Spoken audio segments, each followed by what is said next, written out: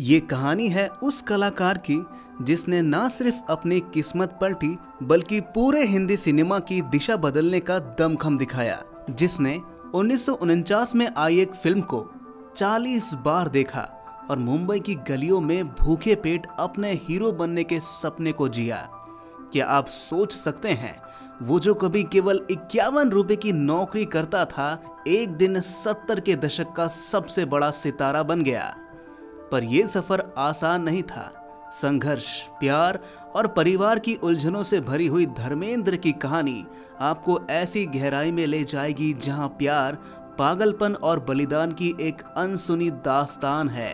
कैसे दिलीप कुमार जैसे दिग्गज अभिनेता भी धर्मेंद्र की खूबसूरती से इतने प्रभावित हो गए कि खुद ईश्वर से नाराज हो गए, और कैसे धर्मेंद्र ने 2 शादियां की, एक अपने पहले प्यार के साथ और दूसरी शादी के लिए उन्होंने मुस्लिम धर्म तक अपना लिया। लेकिन दोनों शादियों ने उनके परिवार में ऐसा तूफान ला दिया जो आज भी गहरे निशान छोड़ गया है।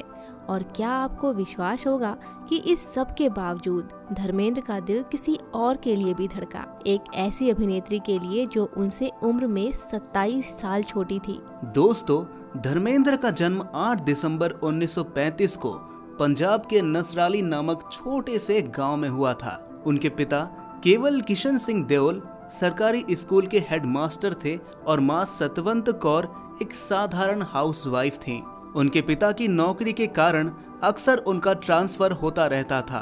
आखिरकार परिवार लुधियाना के सहनेवाल गांव में बस गया। ये वही जगह थी जहां धर्मेंद्र का बचपन और जवानी का एक बड़ा हिस्सा बीता। धर्मेंद्र का मन पढ़ाई में कभी नहीं लगता था।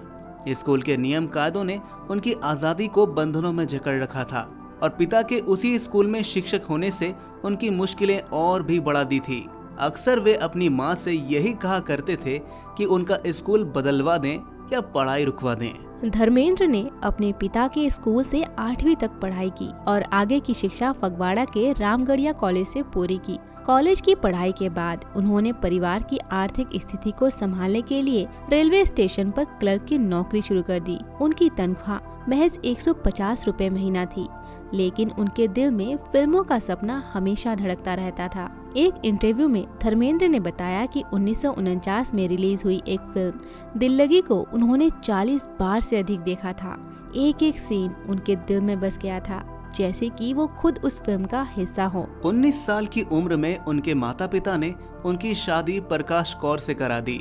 शादी के बाद धर्मेंद्र ने अपने सपनों को दबाने की कोशिश की और नौकरी के साथ साथ खेतों में अपने पिता का हाथ भी बटाने लगे, लेकिन उनके दिल में फिल्मी दुनिया का सपना अभी भी जीवित था। अक्सर वे खाली समय में रेलवे स्टेशन जाकर मुंबई जाने वाली ट्रेनों को देखा करते थे और खुद को उन ट्रेनों में बैठा हुआ कल्पना करते थे। धर्मेंद्र का परिवार उन्हें फिल्मों में जाने से रोकना चाहता था, क्योंकि उनकी बुआ का बेटा वीरेंद्र पंजाबी फिल्मों में एक अभिनेता और प्रोड्यूसर थे। लेकिन एक फिल्म की शूटिंग के दौरान आतंकवादियों ने उनकी हत्या कर दी। परिवार को डर था कि फिल्मी दुनिया में जाने का सपना खतरनाक हो सकता है। फिर भी एक दिन धर्मेंद्र ने अपनी मां से अपनी इच्छा जताई कि वो मुंबई जाकर फिल्मों में काम करना चाहते हैं। उनकी मां ने मजाक में कहा, फिल्म वालों को एक अर्जी भेज दो, वो खुद तुम्हें बुला लेंगे। शायद माँ को अंदाजा नहीं था कि ये मजाक उनके बेटे के लिए एक नई उम्मीद लेकर आएगा। किस्मत का खेल देखिए। एक दिन धर्मेंद्र ने अपनी पसंदीदा फिल्म फेयर पत्रिका में एक टैलेंट हंट का विज्ञापन देखा, जिसमें उस दौर के दिग्गज फिल्म मेकर विमल रॉय और गुरुदत्त का नाम था। धर्मेंद्र ने तुरंत अपनी तस्वीरें खिंचवाई और आवेदन भेज दिया। ऐसा लगा जैसे ये विज्ञापन उनके लिए ही छपा था। उनकी अर्जी स्वीकार कर ली गई और उन्हें मुंबई से बुलावा आ गया। माता पिता के आशीर्वाद और एक सपने को दिल में संजोकर धर्मेंद्र ने मुंबई की ओर कदम बढ़ाया। अपनी पत्नी और बच्चों को घर पर छोड़कर उन्होंने उस माया नगरी का सफर तय किया जहां जाने का सपना उन्होंने सालों से देखा था। मुंबई पहुंचते ही उन्हें फिल्म बंदनी में एक भूमिका के लिए चुना भी गया, लेकिन इस फिल्म को बनने में समय लग रहा था। इस दौरान धर्मेंद्र जुहू के पास एक छोटे से किराए के कमरे में रहते थे और दिन भर स्टूडियो और निर्माताओं के ऑफिस में काम की तलाश में चक्कर काटते रहते थे। उनके पास किसी तरह की आर्थिक सुरक्षा नहीं थी। मुश्किलें इतनी बढ़ गई कि कभी कभी उन्हें भूखे रहना पड़ता था। उस कठिन समय में उनके साथ केवल उनके सपने थे। मशहूर अभिनेता मनोज कुमार उनके संघर्ष के साथी बने और अक्सर उनका हौसला बढ़ाते थे। एक बार भूख के मारे धर्मेंद्र ने इसबगोल की भूसी का पूरा डब्बा पानी के साथ खा लिया, जिससे उनकी तबीयत इतनी बिगड़ गई कि उन्हें डॉक्टर के पास जाना पड़ा। डॉक्टर ने कहा इन्हें दवाओं की नहीं, भरपेट खाने की जरूरत है। लेकिन हालात इतने बुरे थे कि धर्मेंद्र को लगने लगा कि उनके सपने अब टूटने वाले हैं। फिर भी उनके दोस्त मनोज कुमार ने एक आखिरी बार उन्हें संघर्ष करने की सलाह दी और कहा कि अर्जुन हिंगोरानी एक फिल्म बना रहे हैं, शायद वहाँ कोई मौका मिल जाए। धर्मेंद्र ने अर्जुन हिंगोरानी से मुलाकात की और कुछ दिनों बाद उन्हें फिल्म दिल भी तेरा हम भी तेरे में साइन कर लिया गया। इस फिल्म में उनकी हीरोइन कुमकुम थी, लेकिन फिल्म ने बॉक्स ऑफिस पर कोई खास कमाई नहीं की। हालांकि इंडस्ट्री में अपनी पहली फिल्म करने से धर्मेंद्र का आत्मविश्वास बढ़ गया था। उन्होंने महसूस किया कि वे भी इस दुनिया का हिस्सा बन सकते हैं। संघर्ष का सफर अभी खत्म नहीं हुआ था, पर अब धर्मेंद्र का हौसला बढ़ चुका था और उन्होंने ठान लिया था कि वो हार मानने वाले नहीं हैं। इसके बाद उन्होंने बॉयफ्रेंड, अनुपमा, पूजा के फूल, हकीकत, काजल, बहारें फिर आएंगी और अनपढ़ जैसी फिल्मों में काम किया। कुछ फिल्में सफल हुईं और कुछ असफल, पर उनकी मेहनत जारी रही। इस दौरान उन्हें वो फिल्म मिली जिसने उनकी जिंदगी बदल दी, फूल और पत्थर। इस फिल्म ने धर्मेंद्र को एक रोमांटिक हीरो से निकालकर एक्शन हीरो के रूप में स्थापित कर दिया। इस फिल्म के बाद धर्मेंद्र की दुनिया बदलने लगी और उनके सपने साकार होने लगे। फूल और पत्थर की सफलता ने धर्मेंद्र के फिल्मी करियर को नई ऊंचाइयों पर पहुंचा दिया। इसके बाद उन्होंने हिंदी सिनेमा की लगभग 300 फिल्मों में काम किया। उनकी मेहनत, लगन और अपार सफलता ने उन्हें उस दौर का सबसे महंगा अभिनेता बना दिया। धर्मेंद्र ने सूरत और सीरत, आई मिलन की बेला, देवर, आंखें, आया सावन झुमके, मेरा गाँव मेरा देश, सीता और गीता, यादों की बारात, पत्थर और पायल, चुपके Chupke, Sholay, Pratigya, dream girl, Dharamveer, the burning train, Ali Baba 40 Chor, गुलामी और यमला पगला दीवाना जैसी सुपरहिट फिल्में दी।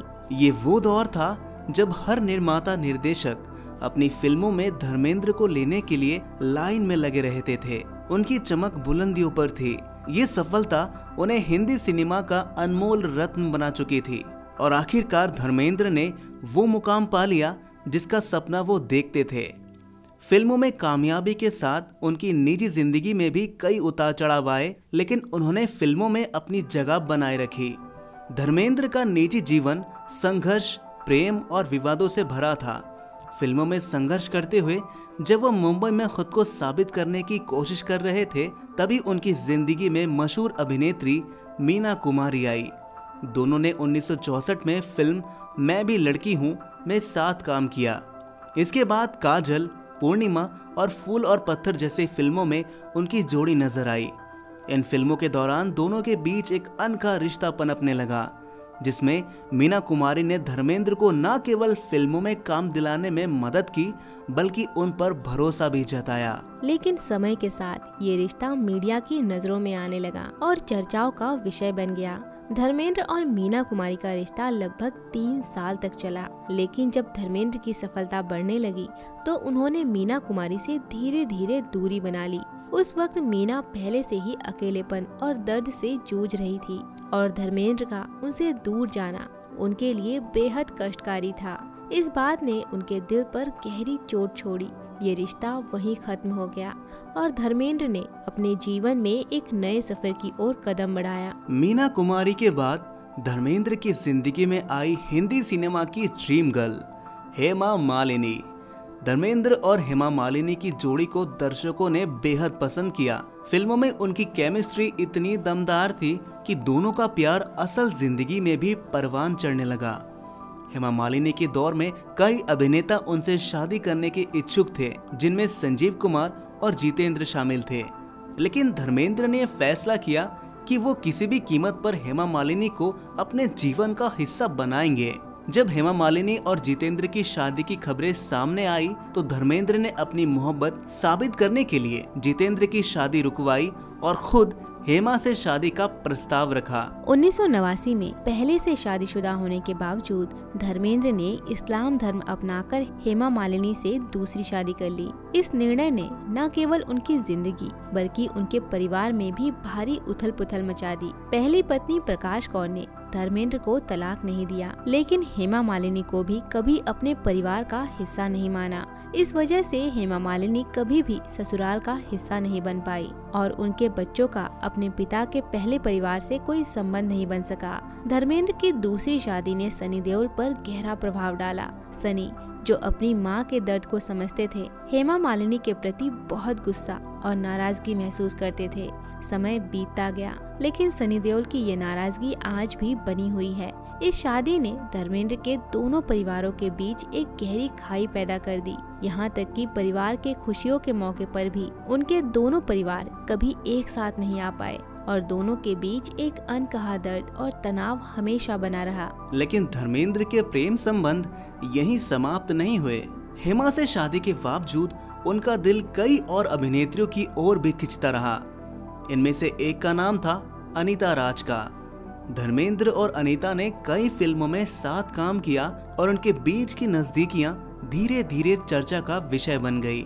जब सनी देओल और हेमा को इस रिश्ते का पता चला तो उन्होंने धर्मेंद्र से सख्ती से बात की और इस रिश्ते को खत्म करने पर जोर दिया। आखिरकार अनीता राज ने किसी और से शादी कर ली और धर्मेंद्र के साथ उनका रिश्ता खत्म हो गया। धर्मेंद्र का कई और अभिनेत्रियों के साथ प्रेम संबंधों की चर्चा रही, जिनमें आशा पारेख, जीनत अमान, मुमताज और राखी का नाम भी शामिल है। इन रिश्तों में कुछ तो टेम्परेरी थे, जबकि कुछ ने उनके जीवन में गहरे निशान छोड़ दिए। मशहूर अभिनेत्री राखी के बारे में भी कहा जाता है कि उनकी पहली शादी टूटने का कारण धर्मेंद्र के साथ उनकी नजदीकियां ही थी, लेकिन समय रहते राखी ने धर्मेंद्र की फितरत को समझ लिया और उनसे दूर हो गई। धर्मेंद्र का एक और चर्चित किस्सा था जब अभिनेत्री तनुजा ने उन्हें एक पार्टी में जोरदार थप्पड़ मारा था। ये घटना तब हुई जब धर्मेंद्र ने तनुजा के साथ मजाक करने की कोशिश की, जो तनुजा को बिल्कुल पसंद नहीं आई। तनुजा ने उन्हें एक भाई की तरह माना और बाद में उन्हें राखी बांध दी। ये घटना उनके रिश्तों की असलियत बयां करती है और इस बात का संकेत देती है कि उनके जीवन में प्रेम और भावनाएं कितनी उलझी हुई थी। धर्मेंद्र का अभिनय और साहस भी उनके जीवन के बड़े हिस्से रहे। 1989 में फिल्म कर्तव्य के एक सीन के लिए उन्होंने एक असली चीते के साथ लड़ाई की थी। ये उनके भीतर के साहस और अभिनय के प्रति उनके समर्पण को दर्शाता है। उनका ये साहस केवल फिल्मों में ही नहीं बल्कि उनकी असल जिंदगी में भी झलकता था। बचपन में जिन्हें उनकी माँ सुंदर नहीं मानती थी, वही धर्मेंद्र आगे चलकर उस दौर के सबसे हैंडसम अभिनेता माने गए। यहाँ तक कि मशहूर अभिनेता दिलीप कुमार भी उनकी खूबसूरती और कद काठी से ईर्ष्या करते थे और भगवान से नाराज हो जाया करते थे कि भगवान ने उन्हें धर्मेंद्र जैसा क्यों नहीं बनाया। धर्मेंद्र की उम्र अब ढलान पर है, लेकिन उनकी शख्सियत और उनका जज्बा अभी भी कायम है। उनके बेटे सनी देओल और बॉबी देओल ने भी उनके नक्शे कदम पर चलते हुए हिंदी सिनेमा में अपनी पहचान बनाई और उनके नाम को आगे बढ़ाया। अब धर्मेंद्र फिल्मों में कम नजर आते हैं और अधिकतर समय अपने फार्म हाउस पर खेतीबाड़ी में बिताते हैं। सोशल मीडिया के जरिए वो अपने चाहने वालों से जुड़े रहते हैं और कभी कभी छोटे पर्दे के टीवी शोज में भी नजर आते हैं। दोस्तों, ये थी हिंदी सिनेमा के ही मैन धर्मेंद्र सिंह देओल की कहानी। एक संघर्ष, जुनून और समर्पण से भरी यात्रा। अपने उत्कृष्ट अभिनय और यादगार फिल्मों के साथ साथ उनके निजी जीवन के विवाद और प्रेम प्रसंग भी लोगों की चर्चा का विषय बने रहे। उन्होंने अपने जीवन में हर तरह के संघर्षों का सामना किया, परिवार में दरारें देखी, समाज की आलोचनाओं का सामना किया और हर मुश्किल का डटकर सामना किया। आज धर्मेंद्र भले ही फिल्मों से दूर हो गए हैं, लेकिन उनका नाम हिंदी सिनेमा में हमेशा के लिए अमर रहेगा।